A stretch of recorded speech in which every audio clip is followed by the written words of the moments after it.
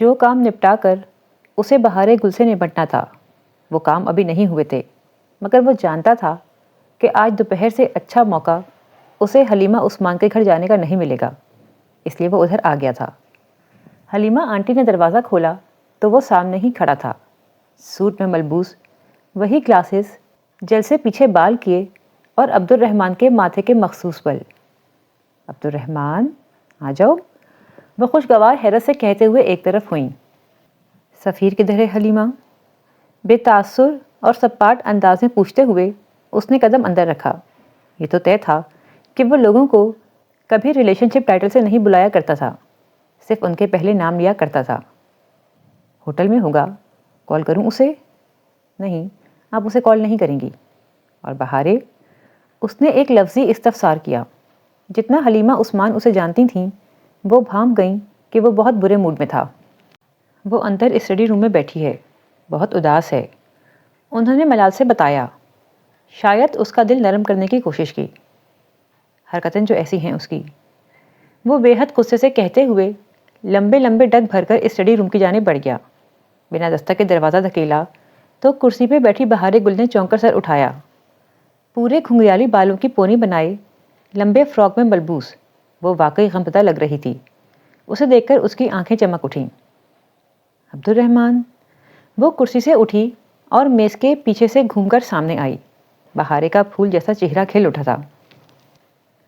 بہت اچھا لگتا ہے تمہیں دوسروں کو اذیت دینا؟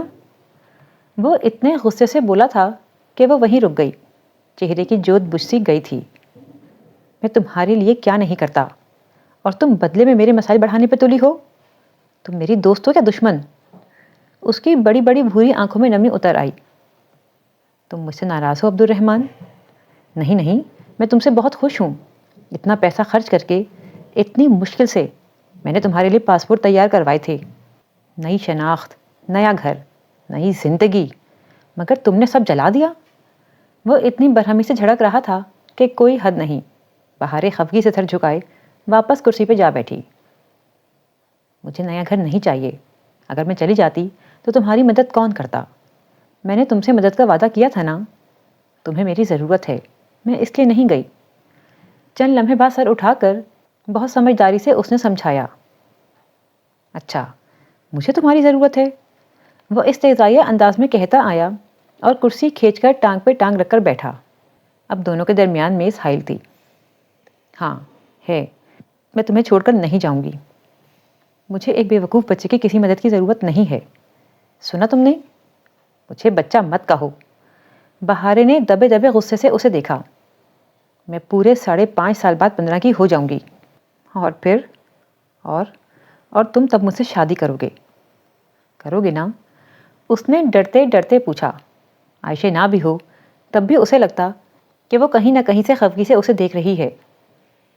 بہار گل، اس نے بیزاری سے سر جھٹکا، میں تم سے کبھی شادی نہیں کروں گا، بلکہ جو تم کر رہی ہو اس سے تم مجھے مروا ضرور دو گی۔ نہیں، ایسے مت کہو، میں تمہیں ہرٹ نہیں کر سکتی۔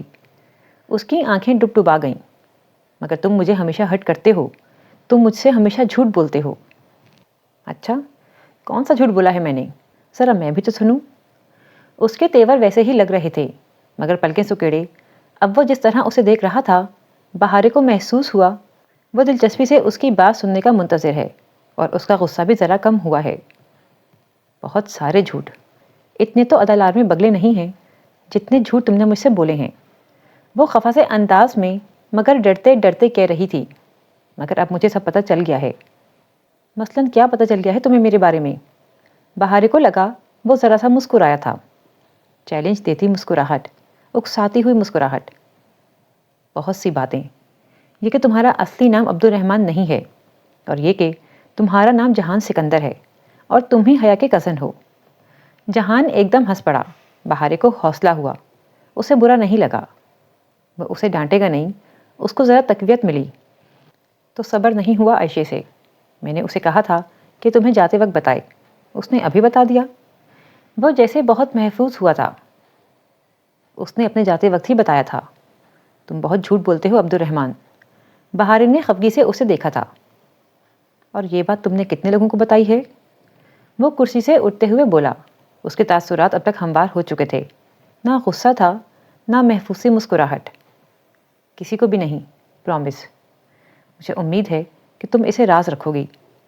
کیا تمہیں راز رکھنے آتے ہیں بہار گل؟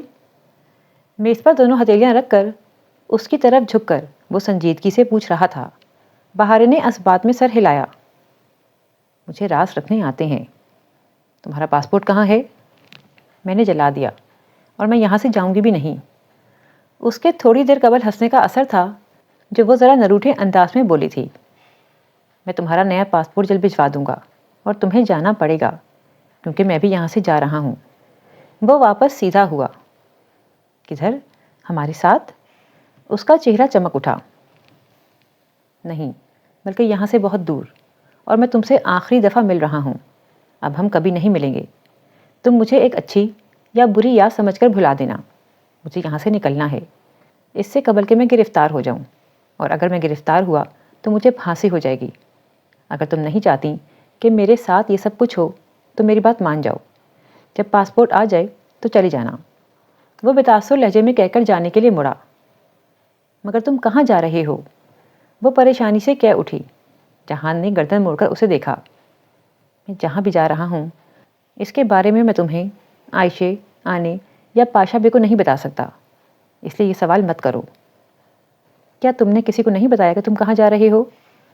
وہ آنسو روکنے کی کوشش کرتے ہوئے بامشکل بول پائی تھی۔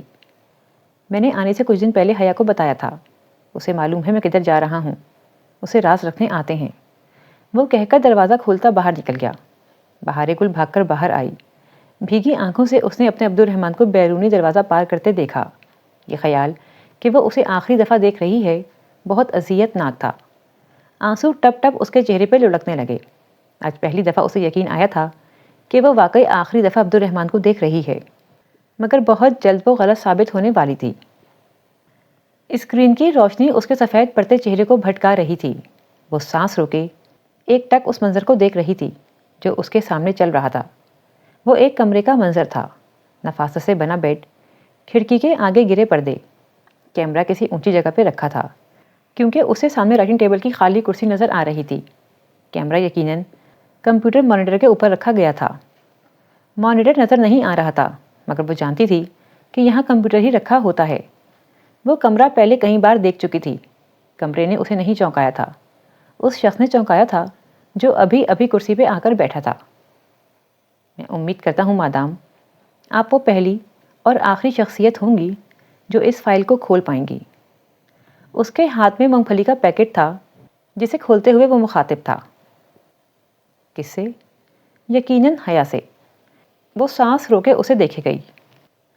میرا نام جہان سکندر احمد ہے۔ بہت پرسکون سے انداز میں گویا اسے دیکھتے ہوئے وہ کہہ رہا تھا۔ میجر جہان سکندر احمد۔ احمد میرے دادا کا نام تھا اور یہی میرا سر نیم ہے۔ میں جانتا ہوں تم یہ سمجھتی ہو کہ میں یعنی میجر احمد پنکی تھا۔ ایسا نہیں ہے، میں پنکی نہیں تھا۔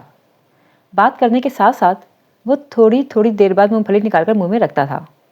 وہ بت بنی اسے دیکھ رہی تھی، بنا پلک جھپکے، دم سادے۔ چند لمحے ٹھہر کر وہ پھر بولا، میں ڈالی تھا، یاد ہے تمہیں؟ گیم جیتنے کے بعد کنگ میکر کی مخصوص مسکراہٹ۔ وہ اسے نہیں جانتی تھی، نہیں پہچانتی تھی۔ ایک چوتھے نام سے بھی تم مجھے جانتی ہو، عبد الرحمن پاشا، ہوٹل گرینڈ کا مالک، ایک برا آدمی۔ وہ گویا سانس لینے کے لیے رکا، پھر نفی میں سر ہلایا۔ میں برا آدمی نہیں ہوں، نہ کبھی تھا۔ میں چاہتا تھا کہ تم مجھے خود تلاش کرو، مجھے خود ڈھونڈو، مجھے ڈسکور کرو۔ بہت بار میں نے تمہیں بتانے کی کوشش کی مگر تم نہیں سمجھ سکیں، سو میں نے چاہا کہ میں تمہیں خود بتا دوں۔ وہ اب ٹیک لگا کر کرسی پہ بیٹھا، جیسے یاد کر کے سوچ سوچ کر بول رہا تھا۔ اس کی نگاہیں دور کسی غیر مرئی نقطے پہ جمی تھیں۔ وہ بالکل سانس روکے دم سادھے اسے دیکھ رہی تھی۔ یہ اس کی زندگی کا سب سے بڑا سرپرائز تھا۔ میں نے تمہیں سب کچھ ڈائریکٹلی اس لیے نہیں بتایا کیونکہ میں کبھی اتنی آسانی سے اتنے صاف لفظوں میں کسی کو کچھ نہیں کہا کرتا۔ میرے پیشے کا یہی تقاضا ہے، اور میں نے اپنی ایک عمر کا بڑا حصہ انفارمیشن کو ان کوڈ اور ڈی کوڈ کرنے میں صرف کیا ہے۔ اس لیے میں نے ایک بدل ترتیب دیا، ایک ٹریجر ہنٹ، اور تم اسے حل کر لو گی یہ میں جانتا ہوں۔ کب کرو گی تب میں کہاں ہوں گا، زندہ بھی ہوں گا یا نہیں، باہر ہوں گا یا پھر سے جیل میں نہیں جانتا۔ میں بس اتنا جانتا ہوں کہ تم اسے حل کر لو گی۔ جولائی کی گرمی میں بھی اس کے ہاتھ پیر برف بن رہے تھے۔ وہ پلکیں بالکل بھی نہیں جھپک پا رہی تھی، وہ بس اسکرین کو دیکھ رہی تھی، ایسے جیسے اس نے کبھی اسے نہ دیکھا ہو۔ وہ واقعی پہلی دفعہ اس شخص سے مل رہی تھی۔ جب تک انسان کسی دوسرے کی جگہ پہ کھڑا نہیں ہوتا، وہ جان نہیں پاتا کہ اصل کہانی کیا ہے۔ ایک ہی روایت میں اگر راوی اور مروی کی جگہیں بدل دو تو سارا قصہ ہی بدل کر رہ جاتا۔ پچھلے چند ماہ میں تمہاری زندگی کی کہانی کا حصہ رہا ہوں، اب میں چاہتا ہوں کہ تم میری طرف کی کہانی سنو۔ بات کے اختتام پہ وہ مسکرایا تھا۔ اسے کہتے ہیں اپنی کہانیوں کو سویپ کرنا، رائٹ؟ You idiot. بے اختیار اس کے لبوں سے نکلا تھا۔ وہ ابھی تک پلکیں نہیں جھپک پا رہی تھی۔ وہ ماہ دسمبر کی اسلام آباد کی خوبصورت ٹھنڈی سی دوپہر تھی۔ بادل ہر سو چھائے تھے، سبز درخت، سیاہ بادل، سرمئی سڑک، ایک پرسکون ٹھنڈا سا امتزاج۔ وہ پینٹ کی جیبوں میں ہاتھ ڈالے سر جھکائے سڑک کے کنارے چل رہا تھا۔ جس ہوٹل میں اسے جانا تھا وہ وہاں سے چند گز کے فاصلے پہ تھا۔ وہ عادتاً ٹیکسی سے مطلوبہ مقام سے ذرا دور اترا تھا، اب اسے پیدل چل کر ہوٹل تک جانا تھا، اور وہ وہی کر رہا تھا۔ مگر سر کے پچھلے حصے میں اٹھتا درد شدت اختیار کرتا جا رہا تھا۔ وہ میگرین نہیں تھا، مگر شدت ویسی ہی تھی۔ وہ ظاہر نہیں کرتا تھا، لیکن تکلیف کبھی کبھی ناقابل برداشت ہو جاتی تھی۔ یہ الگ بات تھی کہ ابھی اس کی ذہنی اذیت کا بڑا سبب ممی کی باتیں بنی ہوئی تھیں، جو صبح سے اس کے دماغ میں گھوم رہی تھیں۔ جب ممی غصے سے اسے جہان سکندر کہہ کر مخاطب کرتیں تو اس کا مطلب یہ ہوتا کہ اب اگر وہ بات نہیں مانے گا تو وہ ہرٹ ہوں گی، اور ایسے مواقع کم ہی آتے تھے، مگر جب آتے تو اسے دکھی کر جاتے۔ تب اس کے پاس بات ماننے کے علاوہ کوئی چارہ نہ ہوتا تھا۔ آج بھی نہیں تھا۔ آج تو ممی نے کال کے اختتام پر تانا بھی دے دیا تھا، جہان سکندر، تم مجھ سے زیادہ اپنے باس کی مانتے ہو، مجھے اب یہی لگتا ہے۔ ہوٹل کا بیرونی گیٹ سامنے تھا۔ وہ چھوٹے چھوٹے قدم اٹھاتا اندر داخل ہوا۔ اسے کسی نے نہیں روکا، البتہ آج معمول سے زیادہ سیکیورٹی نظر آ رہی تھی۔ انٹرنس کینوپی کی طرف جاتے ہوئے وہ محتاط نظروں سے اطراف کا جائزہ لے رہا تھا۔ یقیناً ہوٹل میں کوئی خاص تقریب ہونی تھی، جس کی وجہ سے سیکیورٹی عام دنوں سے کہیں زیادہ تعینات کی گئی تھی۔ ابھی وہ انٹرنس سے ذرا دور تھا جب اس کا موبائل بجا۔ وہ رکا اور سیاہ جیکٹ کی جیب سے موبائل نکالا۔ اس کا سلور اسمارٹ فون جو کچھ عرصہ قبل اسے دیا گیا تھا، جس میں لگے بے حد بیش قیمت سرویلنسز اس کی قیمت کو اسی ماڈل کے کسی بھی فون سے کئی گنا زیادہ بنا چکے تھے، اور وہ جانتا تھا کہ موجودہ کام ختم ہوتے ہی اسے یہ سب واپس کرنا ہوگا۔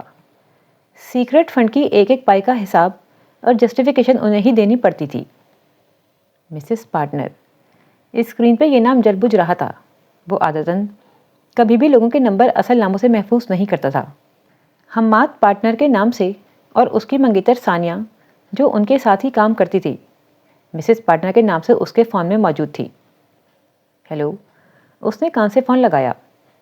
پہلے کسی کو بولنے کا موقع دینا بھی اس کی عادت بن چکی تھی، بہت سی عادات جو ان 12 سالوں نے اسے دی تھیں۔ تم کہاں ہو؟ میں لابی میں تمہارا انتظار کر رہی ہوں، بس آ رہا ہوں۔ اس نے موبائل بند کر کے جیکٹ کی جیب میں رکھا اور داخلی دروازے کی طرف آیا۔ گارڈ نے کافی رکھائی سے اس سے شناخت طلب کی۔ آج واقعی حد سے زیادہ سختی تھی۔ ایسے مواقع پہ جو کم ہی آتے تھے وہ اپنی اصل شناختی دکھایا کرتا تھا۔ اس نے اندرونی جیب سے والیٹ نکالا، اسے کھولا، اور اندر والیٹ کے ایک خانے میں پلاسٹک کور میں مقید کارڈ کچھ اس طرح سے سامنے کیا کہ اس کا انگوٹھا اس کے نام کو چھپا گیا، مگر تصویر ایجنسی کا 6 حرفی مخفف اور وہ مشہور زمانہ پھول بوٹوں سے مزین 4 چوکٹوں کا نشان واضح تھا۔ گارڈ کی تنی ابرو سیدھی ہوئیں، ایڑیاں خود بخود مل گئیں، اور سر کہتے ہوئے اس نے ذرا پیچھے ہٹ کر راستہ دیا۔ وہ سپاٹ چہرے کے ساتھ والیٹ واپس رکھتا اندر کی جانب بڑھ گیا۔ کبھی کبھی جب وہ پاکستان میں ہوتا تو اسے یہ عیش بہت اچھے لگتے۔ لابی میں داخل ہوتے ہی اس نے بنا گردن گھمائے بس نگاہوں سے چھت، فانوس اور دیواروں کے کونوں میں لگے سیکیورٹی کیمروں کا جائزہ لیا۔ کتنے کیمرے تھے، ان کا رخ کیا تھا، ڈیوٹی پہ کتنے گارڈز موجود تھے، اگر آگ لگ جائے یا کوئی ایمرجنسی ہو تو فائر ایگزٹ کس طرف تھی، اور اس جیسی بہت سی باریکیوں کو جانچ کر وہ لابی میں موجود صوفوں کی جانب بڑھ گیا جدھر ثانیہ ایک صوفے پہ بیٹھی تھی۔ اس نے سیاہ سفید دھاریوں والی شلوار قمیص پہ سیاہ سویٹر پہن رکھا تھا، گلے میں دوپٹہ، گہرے بھورے بالوں کی اونچی پونی، اور اپنے مخصوص انداز میں ٹانگ پہ ٹانگ رکھے بیٹھی ثانیہ اسے اپنی جانب متوجہ پا کر شناسائی سے مسکرائی تھی۔ وہ اس کی بہت اچھی دوست تھی، ان سے جونیئر تھی، مگر حماد کی فیملی سے گہرے تعلقات کے باعث وہ ایک دوسرے کو اچھی طرح جانتے تھے۔ وہ بھی جواباً ہلکے سے مسکرا کر اس کی طرف آیا۔ وہاں دو صوفے آمنے سامنے لگے تھے، درمیان میں ایک چھوٹی سی میز تھی جس پہ ثانیہ کا سیاہ پاؤچ رکھا تھا، ایک قدرے بڑا پرس بھی ساتھ ہی پڑا تھا۔ وہ قریب آیا تو ثانیہ اٹھ کھڑی ہوئی۔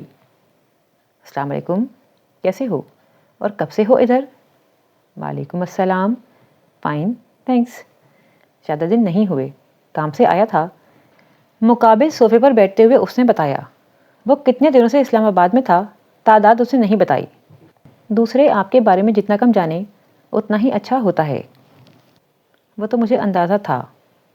تمہارا کام؟ اس نے بیٹھتے ہوئے ابرو سے سیاہ پاؤچ کی طرف اشارہ کیا۔ جہان نے اس بات میں سر ہلا دیا۔ جتنا کر سکی کر دیا، تمہاری معلومات ٹھیک تھیں، وہ سفارت خانے کی کار استعمال نہیں کرتی۔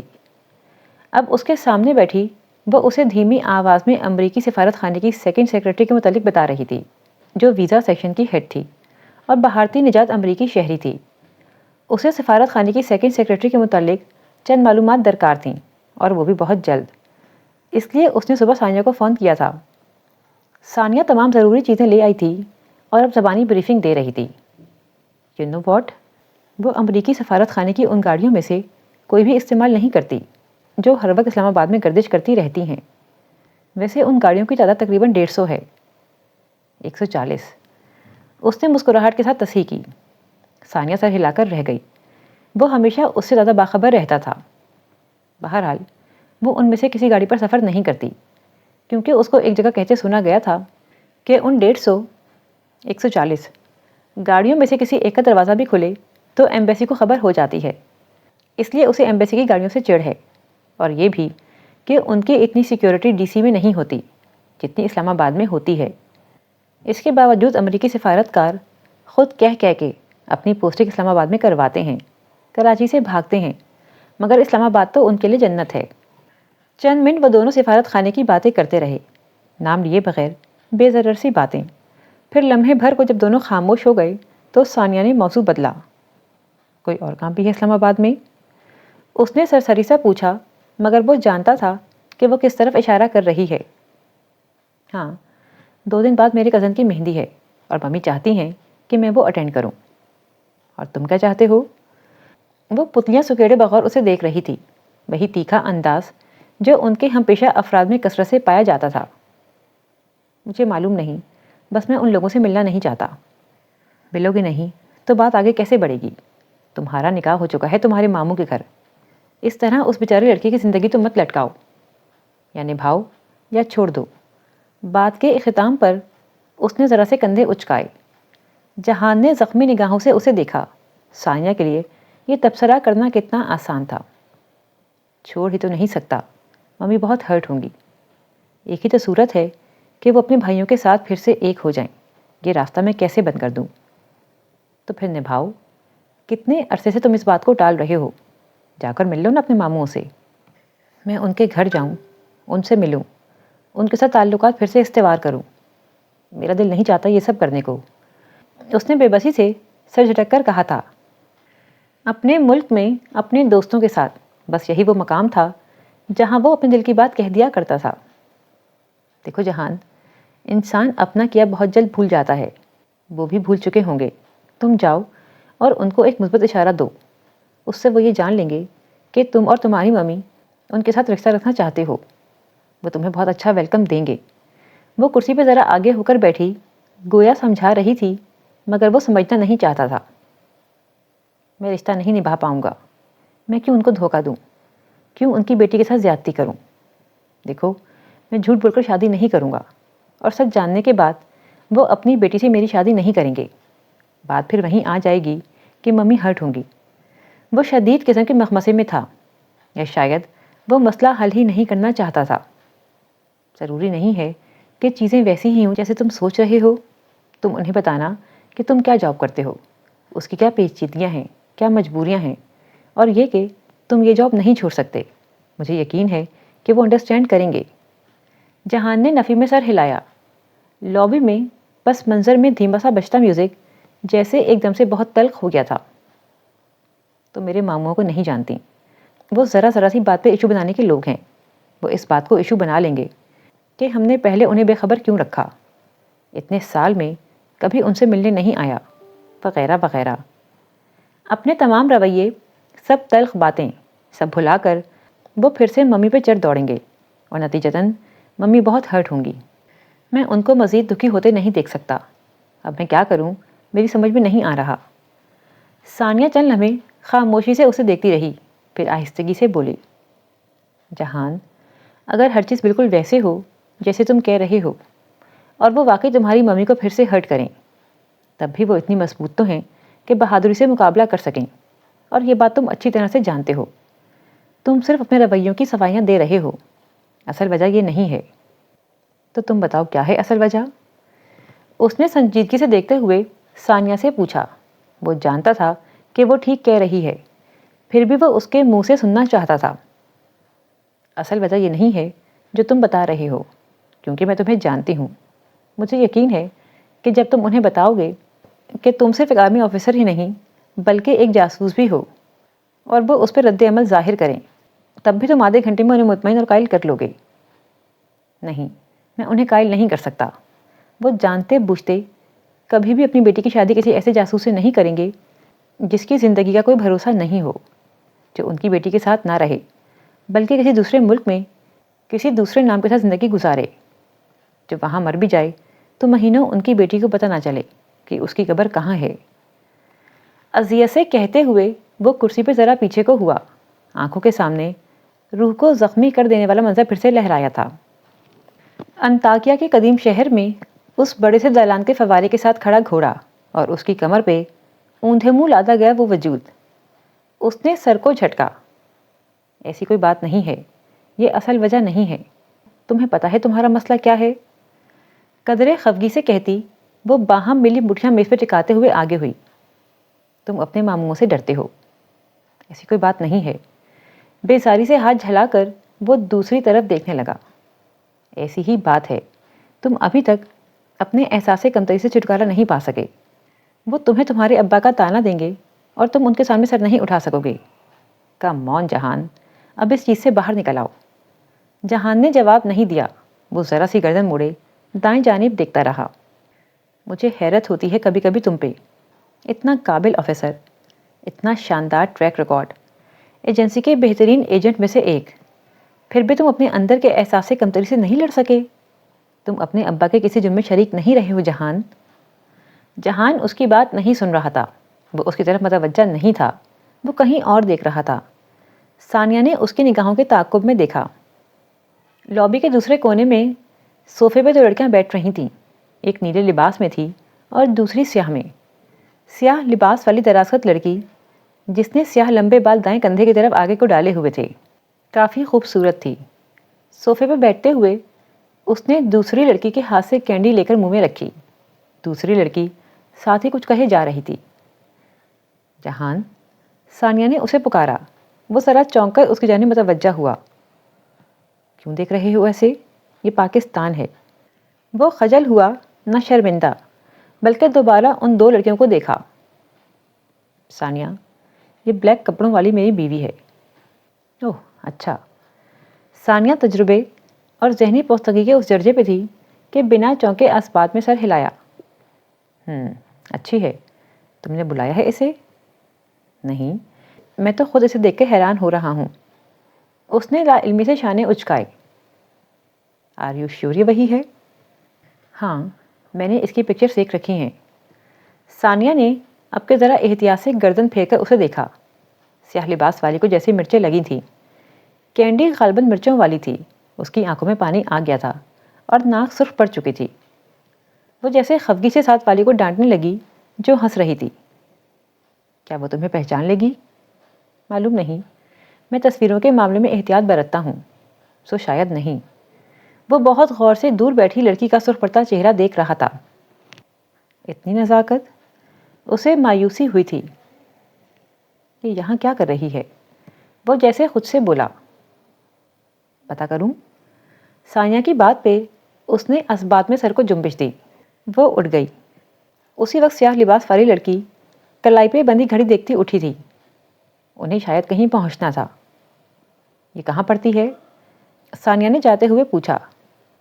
انٹرنیشنل اسلامک یونیورسٹی، شریعہ اینڈ لاء، 7واں سیمسٹر۔ ممی کی دی ہوئی معلومات اس نے جوں کی توں دہرا دیں۔ اور اس کا نام حیا سلیمان ہے۔ ثانیہ سر ہلا کر آگے بڑھ گئی۔ وہ دونوں لڑکیاں اب لابی پار کر رہی تھیں۔ ثانیہ سیدھی ان کے پاس نہیں گئی، بلکہ پہلے اس نے قریب بنے کیفے کی طرف جاتے راستے پہ تیز تیز چلتے ایک ویٹر کو روکا اور اس سے ٹرے لی جس میں کافی کے 4 کپ رکھے تھے۔ وہ یقیناً عملے سے واقف تھی، سو ویٹر سر ہلا کر آگے چلا گیا۔ ثانیہ ٹرے اٹھائے ان 2 لڑکیوں کی طرف بڑھ گئی جو اب لابی کے آخری سرے تک پہنچ چکی تھیں۔ اس نے کچھ کہہ کر انہیں روکا۔ وہ دونوں پلٹی تھیں۔ اتنی دور سے وہ ان کی گفتگو نہیں سن سکتا تھا، مگر ان کے تاثرات بخوبی دیکھ رہا تھا۔ ثانیہ نے ٹرے اسی لیے پکڑ رکھی تھی تاکہ وہ یہ تاثر دے سکے کہ وہ لابی کے قریبی کیفے سے اٹھ کر آئی ہے، اور ان سے بات کر کے وہ فوراً سیدھی جہان کی طرف آنے کے بجائے اندر کیفے میں چلی گئی تاکہ وہ لڑکیاں اس طرف نہ دیکھ پائیں جہاں وہ بیٹھا تھا۔ سیاہ لباس والی لڑکی اچنبے سے نفی میں سر ہلاتی کچھ کہہ رہی تھی۔ ان سے کافی فاصلے پہ بیٹھا وہ انہیں ہی دیکھ رہا تھا۔ دفعتاً اسے احساس ہوا کہ وہ اکیلا نہیں ہے، بلکہ دوسرے بہت سے لوگ بھی جو آس پاس سے گزر رہے تھے گردن موڑ کر ایک دفعہ اس پہ نگاہ ضرور ڈالتے تھے۔ اس نے قدرے بے چینی سے پہلو بدلا۔ اسے کیا برا لگا تھا وہ فیصلہ نہ کر سکا۔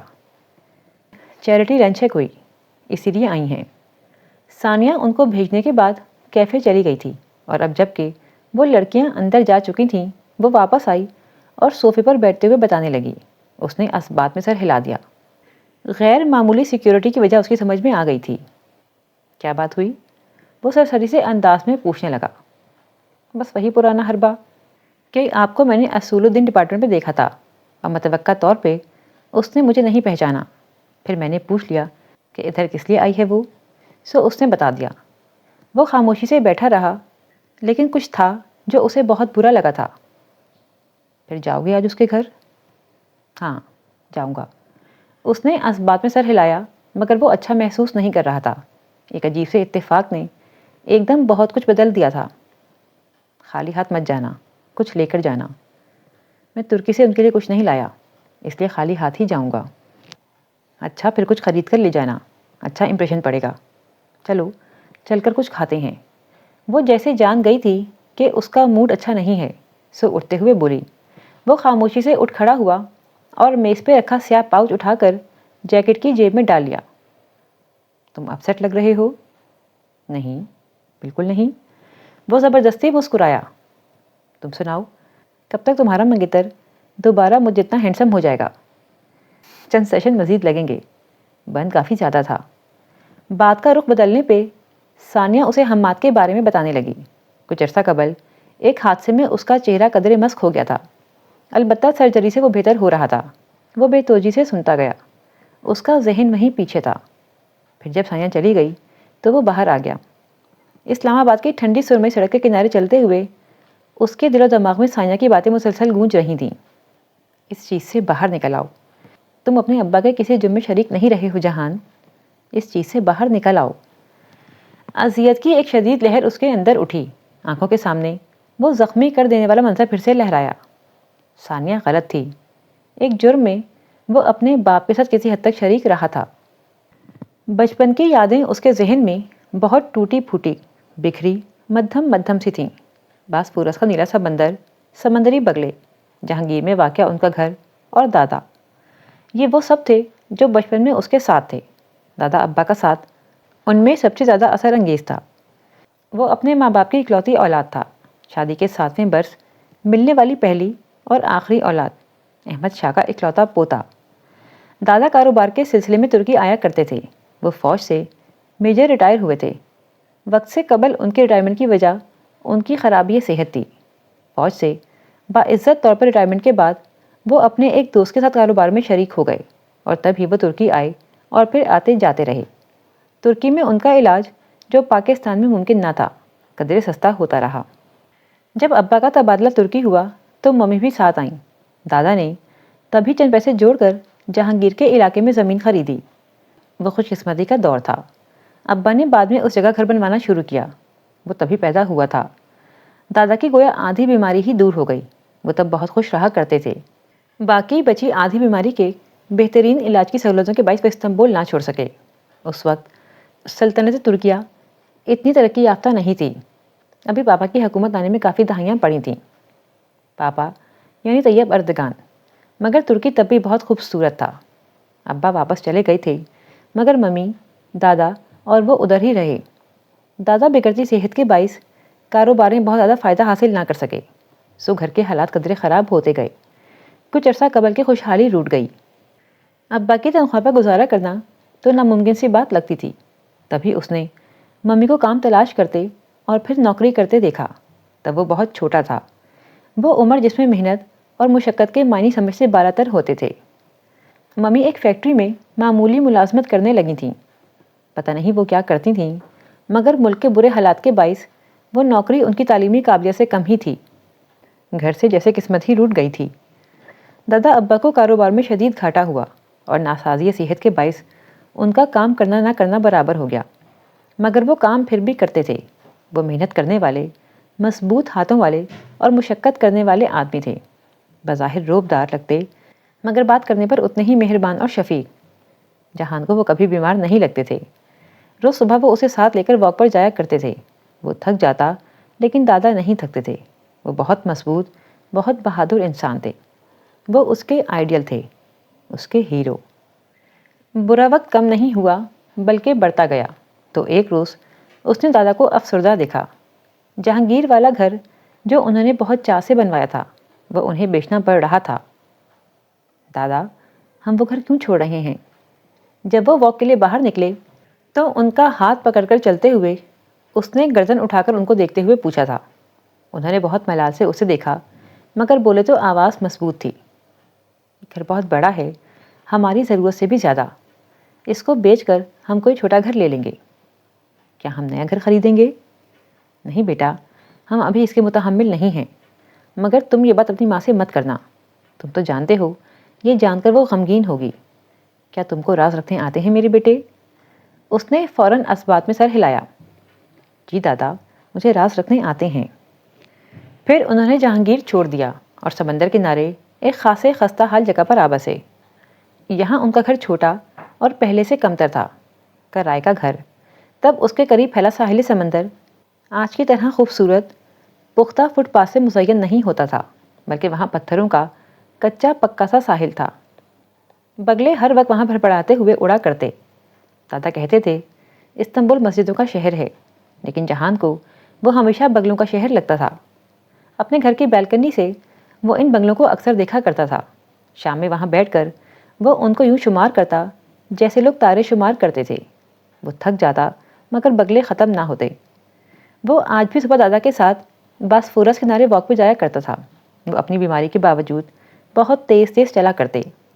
جہان بگلوں کے لیے روٹی کا ٹکڑا پکڑے ان کی رفتار سے ملنے کی کوشش میں لگا رہتا، مگر وہ ہمیشہ آگے نکل جاتے، پھر رک جاتے اور تب تک نہ چلتے جب تک وہ ان کے ساتھ نہ آ ملتا۔ آپ رکتے کیوں ہیں؟ وہ تو نک کر پوچھتا۔ میں چاہتا ہوں کہ میرا بیٹا مجھ سے آگے نکلے، پیچھے نہ رہے۔ وہ اسے ہمیشہ میرا بیٹا کہتے تھے۔ بہت بعد میں اسے محسوس ہوا کہ وہ اپنے اصل بیٹے کو بہت پسند نہیں کرتے۔ ابا عرصے بعد آیا کرتے اور جب بھی آتے دادا کے ساتھ تلخ کلامی ضرور ہو جاتی۔ ممی اب کسی جگہ سے کپڑے پہ مختلف قسم کے موتیوں کا کام سیکھتی تھیں، ساتھ میں نوکری۔ ابا ان سے بھی لڑ پڑتے، مگر اس نے ہمیشہ اپنی ماں کو صبر شکر کر کے خاموشی سے اپنا کام کرتے دیکھا تھا۔ وہ ابا کو بہت آسان سے جواب دے کر انہیں خاموش کرا دیتیں اور ساتھ ساتھ اپنا کام کرتی رہتیں۔ ممی اور دادا یہ دونوں افراد کبھی فارغ نہیں بیٹھتے تھے۔ بیکار رہنا یہ لفظ ان کی لغت میں شامل نہیں تھا۔ بہت بچپن سے وہ ان کی طرح بنتا گیا۔ اسے کام کی عادت پڑ گئی اور پھر اسے فارغ بیٹھنے کا مطلب بھول گیا۔ اسے بس اتنا معلوم تھا کہ وہ ورکنگ کلاس لوگ ہیں، انہیں ہر وقت کام کرنا چاہیے۔ فارغ صرف ان لوگوں کو بیٹھنا چاہیے جو امیر ہوں، اور جن کے پاس ہر سہولت میسر ہو، جیسا کہ اس کے ماموں لوگ۔ وہ ان سے تبھی مل پاتا جب کبھی شاز و ناظر وہ ترکی آتے۔ وہ اسے ہمیشہ ناپسند رہے تھے۔ اس کے دونوں بڑے ماموں روب دار، دبنگ اور مغرور سے تھے۔ ان کے سامنے بیٹھ کر یہی لگتا تھا کہ وہ بہت شاہانہ قسم کے لوگ ہیں، جبکہ وہ دادا اور ممی بہت غریب اور معمولی انسان ہیں۔ اس نے ممی کو بڑے ماموں کے سامنے سختی سے نفی میں سر ہلاتے، جیسے انکار کرتے یا منع کرتے ہیں، دیکھا تھا۔ ممی استفسار پہ کچھ نہیں بتاتی۔ دادا سے پوچھا تو انہوں نے بتا دیا، وہ تمہاری ممی کو پیسے دینا چاہتے ہیں مگر وہ نہیں لیتی۔ کیوں؟ وہ حیرت سے سوال کرتا۔ جب انسان کے یہ دو ہاتھ سلامت ہوں تو اس کی عزت کسی سے کچھ نہ لینے میں ہی ہوتی ہے۔ جو ہاتھ پھیلاتا ہے میرے بیٹے، وہ اپنا سب کچھ کھو دیتا ہے۔ دادا کہتے تھے انسان کو عزت سے جینا اور وقار سے مرنا چاہیے۔ جیسے دادا تھے بہت عزت والے، اور جیسے ممی تھیں محنت کر کے، مشقت کر کے زندگی بسر کرنے والے لوگ۔ مگر پتہ نہیں کیوں ابا ایسے نہیں تھے۔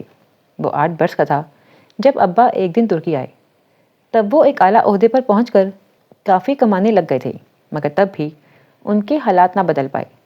البتہ اس بار اس نے پہلی بار دادا اور ابا کو لڑتے ہوئے سنا تھا، بلند آواز سے، غصے سے بحث کرتے۔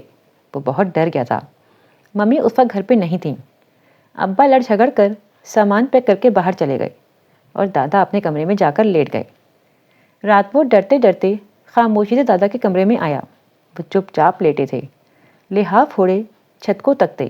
ان کا چہرہ پیلا، سفید اور آنکھیں گلابی پڑ رہی تھیں۔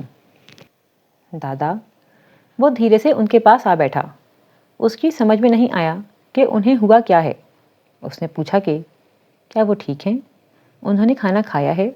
انہیں کچھ چاہیے؟ دادا ابا نم آنکھوں سے اسے دیکھتے نفی میں سر ہلاتے گئے۔ تمہیں پتہ ہے جہان، اپنے بوڑھے ہاتھوں میں اس کا چھوٹا سا ہاتھ تھام کر وہ اس کی آنکھوں میں دیکھتے ہوئے کہنے لگے، سلطان ٹیپو کو جس نے دھوکہ دیا تھا وہ میر صادق تھا۔ اس نے سلطان سے دغا کیا اور انگریز سے وفا کی۔ انگریز نے انعام کے طور پر اس کی کئی پشتوں کو نوازا۔ انہیں ماہانہ وظیفہ ملا کرتا تھا۔ مگر پتہ ہے جہان، جب میر صادق کی اگلی نسلوں میں سے کوئی نہ کوئی ہر ماہ وظیفہ وصول کرنے عدالت آتا تو چپڑاسی سزا لگایا کرتا، میر صادق غدار کے ورثہ حاضر ہوں۔ ایک آنسو ان کی آنکھ سے پھسلا اور تکیے میں جذب ہو گیا۔ میرے بیٹے، میری بات یاد رکھنا، جیسے شہید قبر میں جا کر سینکڑوں سال زندہ رہتا ہے، ایسے ہی غدار کی غداری بھی صدیوں یاد رکھی جاتی ہے۔ دن کے اختتام پر فرق صرف اس چیز سے پڑتا ہے کہ انسان تاریخ میں صحیح طرف تھا یا غلط طرف پہ۔ پھر انہوں نے اس کا ہاتھ اپنے دونوں ہاتھوں میں پکڑ لیا۔ اسے آج بھی یاد تھا دادا کے ہاتھ اس روز کب کب آ رہے تھے۔ میرے بیٹے، مجھ سے ایک وعدہ کرو گے؟ اس نے اس بات میں سر ہلا دیا۔ یہ تمہارا ملک نہیں ہے، مگر تم اس کا کھا رہے ہو، کبھی اس کو نقصان نہیں پہنچانا۔ لیکن جو تمہارا ملک ہے نا، جس نے تمہیں سب کچھ دیا ہے اور تم سے کچھ نہیں لیا، اس کا کبھی کوئی قرض آ پڑے تو اسے اٹھا لینا۔ میں وہ بوجھ نہیں اٹھا سکتا جو تم پہ آن پڑا ہے، لیکن تم اسے اٹھا لینا۔ پھر انہوں نے لحاف میں جیسے جگہ بنائی۔ آپ میرے پاس آ کر لیٹ جاؤ۔ وہ وہیں دادا کے بازو سے لگا ان کے لحاف میں لیٹ گیا۔ دادا بہت گرم ہو رہے تھے، ان کا بستر بھی گرم تھا۔ اس کی آنکھیں بند ہونے لگیں اور وہ سو گیا۔ صبح وہ اٹھا تو دادا فوت ہو چکے تھے۔ اس روز وہ بہت رویا تھا۔ ممی بھی بہت روئی تھیں۔ اس نے پہلی بار جانا تھا کہ موت کیا ہوتی ہے۔ موت کی شکل اور حیت کیا تھی وہ کچھ نہیں جانتا تھا، سوائے اس کے کہ موت بہت سرد ہوتی ہے، دادا کے جسم کی طرح۔ اس نے بہت بار ان کا ماتھا، ان کی آنکھیں اور ہاتھوں کو چھوا۔ وہ برف ہو رہے تھے، سرد اور ساکن۔ اسی شام ایک سمندری بگلا ان کی بالکنی میں آ گرا۔ وہ زخمی تھا۔ جب تک اس نے دیکھا وہ مر چکا تھا۔ جہان نے اسے دونوں ہاتھوں میں پکڑ کر دیکھا۔ وہ سرد تھا، سرد اور سخت۔ بس یہی موت تھی۔ ابا ان کے ساتھ نہیں تھے۔ وہ کہاں تھے اسے معلوم نہیں تھا۔ بس ممی اور وہ دادا کو پاکستان لے آئے۔ وہیں ان کو دفنایا گیا۔ وہیں وہ ابدی نیند جا سوئے، مگر ابا کا نام و نشان نہیں تھا۔ ممی ان دنوں بہت غمزدہ رہتی تھیں۔ غم بہت سے تھے، مگر تب وہ ان کی شدت کو نہیں سمجھتا تھا۔ وہ اپنے بڑے ماموں کے گھر تھا، جب ایک روز ممی نے اسے بتایا کہ وہ اس کا نکاح ماموں کی بیٹی سے کر رہی ہیں۔ کیوں؟ اس نے اپنا پسندیدہ سوال کیا تھا۔ کیونکہ کچھ ایسا ہوا ہے کہ شاید ہم پھر یہاں نہ آ سکیں۔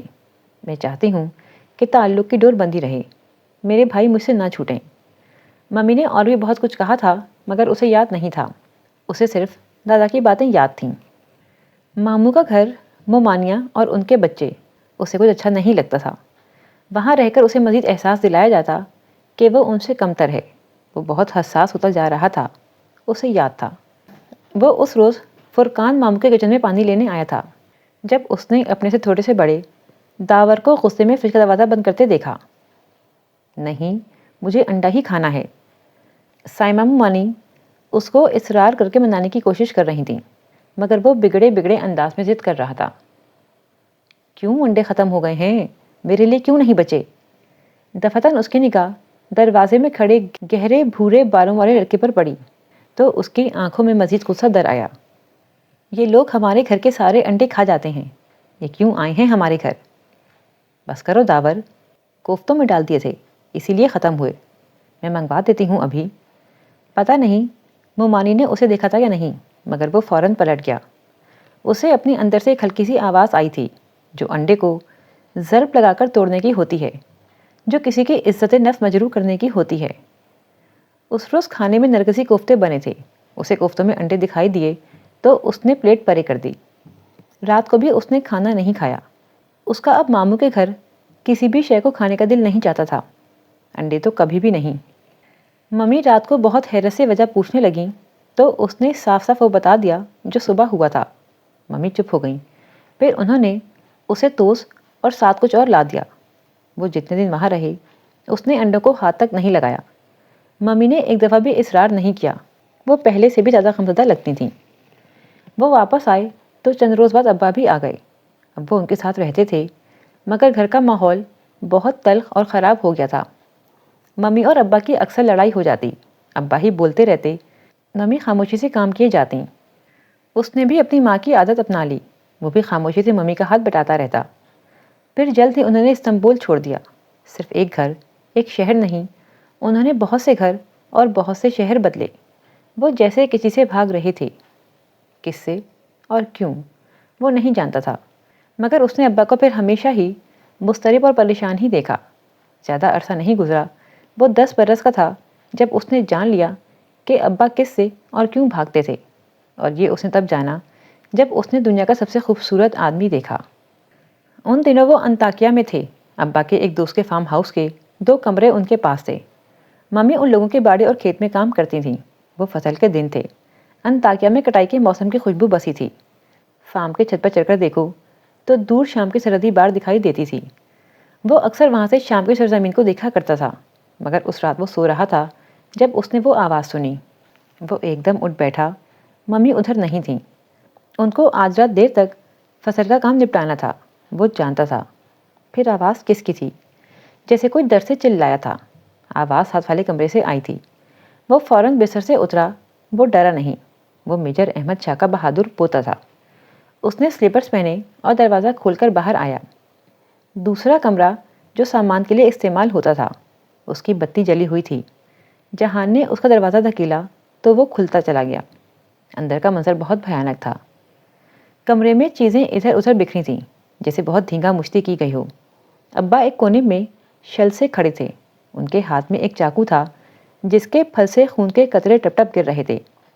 وہ خود بھی جیسے شوق سے ہوئے سامنے فرش پر دیکھ رہے تھے جہاں کوئی اوندھے منہ گرا ہوا تھا۔ ابا، اس نے پکارا تو جیسے کرنٹ کھا کر انہوں نے سر اٹھایا۔ اسے دیکھ کر ان کی آنکھوں میں خوف در آیا تھا۔ انہوں نے گھبرا کر چاقو پھینکا۔ یہ میں نے نہیں، یہ مجھے مارنا چاہتا تھا، میں کیا کرتا؟ بے رب سی صفائی دیتے وہ آگے آئے اور جلدی سے دروازہ بند کیا۔ جہان پھٹی پھٹی نگاہوں سے اوندھے منہ گرے شخص کو دیکھ رہا تھا، بلکہ نہیں، وہ اس خون کو دیکھ رہا تھا جو اس کے اوندھے گرے جسم کے نیچے سے کہیں سے نکلتا فرش پر بہہ رہا تھا۔ جہان، میری بات سنو میرے بیٹے۔ ابا نے بہت بے چارگی سے اسے کندھوں سے تھام کر سامنے کیا۔ ان کا میرے بیٹے کہنے کا انداز بالکل دادا جیسا نہ تھا۔ یہ آدمی مجھ سے لڑ رہا تھا، میرے پاس کوئی دوسرا راستہ نہ تھا سوائے اس کے کہ میں اس کو روکوں، ورنہ یہ مجھے پاکستان لے جاتا۔ یہ بیٹے، تم یہ بات کسی کو نہیں بتاؤ گے، ٹھیک ہے؟ اس نے خالی خالی نظروں سے انہیں دیکھتے ہوئے اسبات میں سر ہلایا۔ وہ بہت گھبرائے ہوئے لگ رہے تھے۔ تم کسی کو بتاؤ گے تو نہیں؟ اپنی ماں کو بھی نہیں؟ نہیں ابا، مجھے راز رکھنے آتے ہیں، اس نے خود کو کہتے سنا۔ چلو پھر جلدی کرو، اس جگہ کو ہمیں صاف کرنا ہے اور اس کی لاش کو کہیں دور لے کر جانا ہے۔ میں گھوڑا لاتا ہوں، تب تک تم تولیہ لے کر یہ جگہ صاف کر دو۔ اس نے فرما برداری سے سر اسبات میں ہلایا۔ چند روز پہلے باڑے میں ایک گائے زخمی ہو کر مر گئی تھی۔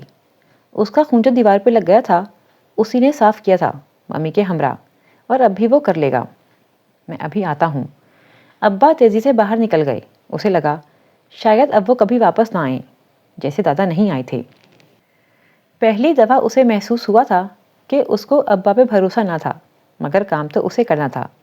وہ بھاگ کر 2-3 تولیے لے آیا اور پنجوں کے بل فرش پہ جھکا خون صاف کرنے لگا۔ وہ باڑے کی گائے نہیں تھی، وہ کوئی انسان تھا، جیتا جاگتا وجود جو اب لاش بن چکا تھا۔ چند لمحے بعد ہی وہ شدید خوف کے زیر اثر آنے لگا۔ اس کے ہاتھوں میں لرزش آ گئی، مگر کام تو اسے کرنا تھا۔ کچھ دیر بعد کسی خیال کے تحت اس نے خون سے تر تولیہ چہرے کے قریب جا کر سونگھا، پھر ناک اس اونٹے منہ گرے وجود کے اوپر جھکا کر سانس اندر کو کھینچی۔ اس آدمی کے وجود سے خوشبو اٹھ رہی تھی، ایسی خوشبو جو اس نے کبھی نہیں سونگھی تھی۔ وہ خوشبو دھیرے دھیرے اس کا خوف زائل کر گئی۔ بہت زور لگا کر اس نے اس آدمی کو سیدھا کیا، پھر اس کے سینے پہ جہاں سے خون ابل رہا تھا تولیہ زور سے دبا کر رکھا۔ اپنے سامنے ایک لاش کو دیکھ کر بھی اسے ڈر نہیں لگ رہا تھا، اس لیے نہیں کہ وہ احمد شاہ کا بہادر پوتا تھا، بلکہ اس شخص میں ہی کچھ ایسا تھا جو ہر طرف خوشبو بکھیر رہا تھا۔ اس نے سیاہ پینٹ، سیاہ سویٹر اور سر پر سیاہ اونی ٹوپی لے رکھی تھی۔ اس کا رنگ سرخ و سفید تھا۔ وہ بہت خوبصورت اور وجیح آدمی تھا۔ سیدھا کرنے پر اس کی ٹھوری جو سینے سے جا لگی تھی ذرا اوپر ہو گئی تو گردن پر پسینے کے قطرے نمایاں نظر آ رہے تھے۔ جہان نے اس کے ماتھے پر ہاتھ رکھا، وہ گرم تھا، دادا کے جسم کی طرح ٹھنڈا نہیں، سخت نہیں، اکڑا ہوا نہیں، وہ بہت نرم اور گرم تھا۔ کیا وہ واقعی مر چکا تھا؟ اسی اثنا میں ابا آ گئے۔ وہ اب پہلے سے زیادہ سنبھلے ہوئے لگ رہے تھے۔ اس کے زخم پہ ایک کپڑا کس کے باندھنے کے بعد ابا اسے گھسیٹتے ہوئے باہر لے گئے۔ وہاں ایک گھوڑا کھڑا تھا۔ اسے بامشکل گھوڑے پہ اونٹھا لاد کر ابا نے بات تھام لی، وہ بھی ساتھ ہی ہو لیا۔ رات کا وقت تھا، ہر سو سناٹا تھا، محیب تاریکی۔ ابا فارم کی پچھلی طرف آ گئے، وہاں بڑے سے کچے صحن کے وسط میں فوارہ بنا تھا۔ ابا تو بڑے بیلچے کہیں سے لے آئے اور زمین کھودنے لگے۔ اس نے بھی بیلچہ تھام لیا، وہ ان کی مدد کرنے لگا۔ کافی دیر بعد جب گڑھا کھد گیا تو ابا نے بمشکل اس لاش کو اتار کر گڑھے میں ڈالا۔ ابا، کیا یہ مر چکا ہے؟ وہ متذبذب تھا۔ وہ بول اٹھا۔ انہوں نے اسے ذرا حیرت سے دیکھا۔ ہاں، یہ مر چکا ہے، نہ سانس نہ دھڑکن۔ یہ کون تھا ابا؟ مٹی ڈالتے ہوئے لمحے بھر کو وہ رکے، جیسے فیصلہ کر رہے ہوں کہ اسے بتانا چاہیے یا نہیں، مگر پھر بتانے کا فیصلہ کر لیا۔ یہ پاکستانی اسپائی تھا، اور مزید کوئی سوال نہیں۔ جہان نے اسبات میں سر ہلا دیا۔ وہ مزید کوئی سوال کر بھی نہیں رہا تھا۔ اس کی نگاہیں اس سیاہ پوش شخص پر جمی تھیں جس پر اب ابا مٹی گرا رہے تھے۔ بلا شبہ وہ اس دنیا کا سب سے خوبصورت ترین آدمی تھا۔ پاک اسپائی، پاکستانی جاسوس۔ واپسی پہ ابا نے کمال مہارت سے تمام نشانات صاف کر دیے۔ تھوڑی سی دیر میں کمرہ یوں ہو گیا جیسے وہاں کچھ ہوا ہی نہ ہو۔ چیزیں درست کرتے ہوئے اب اسے پتہ نہیں کیوں پھر سے ڈر لگنے لگا تھا۔ جب تک وہ آدمی قریب تھا اس کا سارا خوف زائل ہو گیا تھا، مگر جب وہ دفن ہو گیا تو وہ خوف پھر سے اوت کر آ گیا۔ ابا نے ہر نشان مٹا ڈالا۔ ممی کو بھی کچھ پتہ نہ لگ سکا، مگر اسے یاد تھا۔ دادا کہا کرتے تھے، انسان جس جگہ پہ جو کرتا ہے اس جگہ اس کا اثر چھوڑ جاتا ہے، آثار ہمیشہ وہیں رہتے ہیں۔ وہ کہتے تھے کہ یہ سورہ یاسین میں لکھا ہے۔ وہ یہ بھی کہتے تھے کہ انسان جو بولتا ہے اس کے الفاظ ہوا میں ٹھہر جاتے ہیں، آثار کبھی نہیں مٹتے۔ اس پاک اسپائی کے آثار بھی اس کے ذہن پہ، اس کمرے کے فرش پہ اور فوارے کے سنگے مرمر پر نقش ہو چکے تھے۔ اگلے 3 روز وہ بخار میں پھنکتا رہا، ایک عجیب سا احساس کہ کوئی اسے پکار رہا ہے، فوارے کے ساتھ کچے صحن کی قبر سے کوئی اسے آواز دے رہا ہے، وہ کہہ رہا ہے کہ اس کا بدلہ ضرور دیا جائے گا۔ یہ احساس ہر شے پہ حاوی تھا۔ تب پہلی دفعہ اس نے وہی منظر خواب میں دیکھا۔ حقیقت میں وہ اسے دفنا کر آ گئے تھے، مگر خواب میں ہمیشہ یوں دکھائی دیتا کہ جب وہ دفنا کر پلٹتے ہیں تو وہ قبر سے اسے پکارتا ہے۔ خوبصورت سحر انگیز سی آواز، مگر الفاظ اسے سمجھ میں نہیں آتے۔ وہ بہت مدھم مبہم سا کچھ کہتا تھا۔ وہ کبھی نہ جان پایا کہ وہ کیا کہتا تھا، لیکن تب بھی اسے لگتا تھا کہ شاید وہ بتا رہا ہے کہ اس کا بدلہ ضرور لیا جائے گا۔ وہ لوگ جلد ہی انطاکیہ چھوڑ کر ادانا چلے آئے۔ یہاں سے وہ کچھ عرصہ بعد کونیا منتقل ہو گئے، اور جب وہ 12 برس کا ہوا تب 4 برس کی خانہ بدوشی کے بعد وہ استنبول واپس آ گئے۔ ممی نے بتایا کہ اب انہیں حکومت نے اجازت دے دی ہے، اور یہ کہ اب وہ آرام سے استنبول میں رہ سکتے ہیں۔ مگر آرام سے وہ تب بھی نہیں رہنے لگے تھے۔ ممی ویسے ہی جاب کرتیں، البتہ ابا بدلتے جا رہے تھے۔ وہ پہلے سے زیادہ مضطرب اور چڑچڑے رہنے لگے تھے۔ کبھی کبھی وہ غصے میں اتنے بے قابو ہو جاتے کہ اسے لگتا وہ پاگل ہوتے جا رہے ہیں۔ تب اسے وہ پاک اسپائے بہت یاد آتا۔ پھر ایک رات ممی کے ساتھ لیٹتے ہوئے چھت کو تکتے اس نے ان سے پوچھ ہی لیا، ممی یہ پاک اسپائے کون ہوتا ہے؟ ممی چند لمحے خاموش رہیں، پھر کہنے لگیں، بیٹا پاکستان کی فوج میں جو خفیہ ایجنسیز ہوتی ہیں ان میں بہت سے فوجی اور غیر فوجی کام کرتے ہیں۔ ان اہلکاروں میں سے کچھ تربیت یافتہ ایجنٹ ہوتے ہیں۔ وہ اپنے ملک کے رازوں کی حفاظت کے لیے دوسرے ملکوں کے راز چرایا کرتے ہیں۔ مگر وہ کرتے کیا ہیں؟ وہ دوسرے ممالک میں جا کر جاسوسی کرتے ہیں۔ بھیس بدل بدل کر وہ ہر جگہ پھرتے ہیں۔ ان کا کوئی ایک نام یا ایک شناخت نہیں ہوتی، ان کا کوئی ایک گھر یا ایک فیملی نہیں ہوتی۔ وہ کبھی کچھ اور کبھی کچھ بن جاتے ہیں۔ ان کو یہ سب سکھایا جاتا ہے تاکہ وہ جاگیں اور پاکستان کے لوگ سکون سے سو سکیں۔ وہ اپنے ملک کی آنکھیں ہوتے ہیں۔ اور پھر ان کو کیا ملتا ہے؟ کچھ بھی نہیں۔ ممی نے گہری سانس لے کر کہا، جب کوئی وردی والا سپاہی محاذ پہ لڑتا ہے تو اگر وہ زندہ رہ جائے تو غازی کہلاتا ہے، جان قربان کرے تو شہید۔ اعزازات صرف وردی والے کو ملتے ہیں۔ ان کے نام پہ سڑکیں اور چوک منسوب کیے جاتے ہیں، ان پہ فلمیں بنائی جاتی ہیں، مگر جو جاسوس کرتا ہے نا، وہ انسنگ ہیرو ہوتا ہے، بے نام و نشان، خاموشی سے کسی دوسرے ملک میں زندگی بسر کرتا۔ وہ اکیلا تنہا ہی کام کرتا ہے، اور اگر گرفتار ہو جائے تو عموماً اسے بچانے کے لیے بھی کوئی نہیں آتا۔ کیوں؟ وہ حیران ہوا۔ بیٹا یہی اس پیشے کی مجبوری ہوتی ہے۔ گرفتار ہونے کی صورت میں جاسوس کا ملک، حکومت، فوج، ایجنسی کوئی بھی کھلم کھلا اسے اون نہیں کرتی۔ اگر ان سے پوچھا جائے تو صاف انکار کر دیا جاتا ہے۔ دوسرے طریقوں سے وہ اسے جیل سے بھگانے کی کوشش ضرور کرتے ہیں، لیکن اگر یہ نہ ہو سکے تو جاسوس کو ساری زندگی جیل میں رہنا پڑتا ہے۔ اگر وہ راز اگل دے تو وہ غدار کہلاتا ہے۔ اس لیے اسے یہ تک چھپانا ہوتا ہے کہ وہ جاسوس ہے، کیونکہ ہر ملک میں جاسوسی کی سزا موت ہوتی ہے۔ پھر اگر اس پہ جاسوسی ثابت ہو جائے تو اسے مار دیا جاتا ہے، اور اس کی لاش کہیں بے نام و نشان دفن کر دی جاتی ہے یا کسی بھی طرح ڈسپوز آف کر دی جاتی ہے۔ اور بعض دفعہ کتنے ہی عرصے تک اس کے خاندان والوں کو پتہ بھی نہیں چلتا کہ وہ کہاں ہے۔ اس کا جنازہ تک نہیں پڑھایا جاتا۔ اس کی آنکھوں کے سامنے انطاکیہ میں فوارے کے ساتھ کھودی گئی قبر گھوم گئی، بے نام و نشان قبر۔ پھر تو اس کو کچھ بھی نہ ملا ممی۔ بیٹا جو آدمی خود کو اس کام کے لیے پیش کرتا ہے وہ اس بات سے واقف ہوتا ہے کہ گرفتار ہونے یا دیارے غنے مارے جانے کے بعد اس کے ساتھ کیا ہوگا۔ اس کو تاریخ کبھی ہیرو کے نام سے یاد نہیں کرے گی۔ اس کے ملک میں اس کی فائل پہ ٹاپ سیکرٹ یا کلاسیفائڈ کی مہر لگا کر بند کر دی جائے گی۔ وہ یہ سب جانتے بوجھتے بھی خود کو اس جاب کے لیے پیش کرتا ہے۔ پتہ ہے کیوں؟ کیوں؟